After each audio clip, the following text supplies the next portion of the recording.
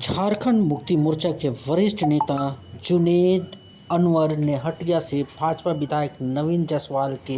विवादित बयान की कड़ी शब्दों में निंदा की है। उन्होंने कहा कि नफरती बयानों के जरिए सामाजिक समरसता व आपसी भाईचारगी के माहौल को नुकसान पहुंचाना कर राजनीतिक हित साधने वाले कभी भी देशभक्त नहीं हो सकता है। अपने खून से देश के स्वतंत्रता संग्राम में इबारत लिखने और अनगिनत बलिदान देकर जंग आज़ादी को अंजाम तक पहुंचाने वाली कौम को बीजेपी नेताओं के सर्टिफिकेट की ज़रूरत नहीं है। उन्होंने कहा, देखिए, एक बात मैं स्पष्ट रूप से कहना चाहता हूँ कि मैं जहाँ तक अभी समझा, देश में चाहे वो किसी भी धर्म की आबादी हो, हिंदू, मुसलमान, सिख, ईसाई, 90% जो लोग हैं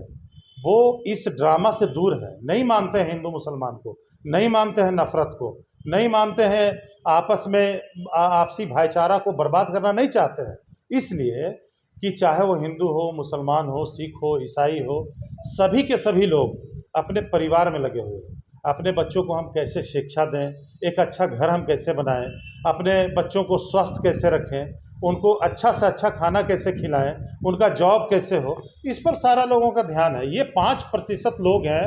जो व्हाट्सएप यूनिवर्सिटी से पढ़े हुए लोग हैं, और ये उन्हीं के पाले हुए, एक तरह से कहिए, जो सत्ता में लोग हैं, सत्ता पाने के लालची जो लोग हैं, एमपी एमएलए हैं, उनका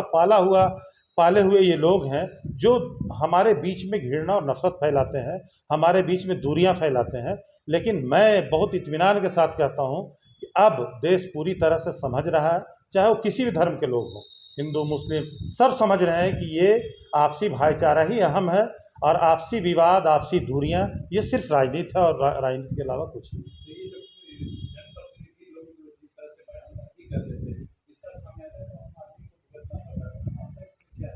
देखिए,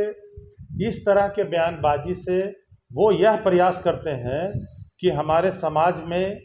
दूरियां पैदा हों, धर्मों के अंदर,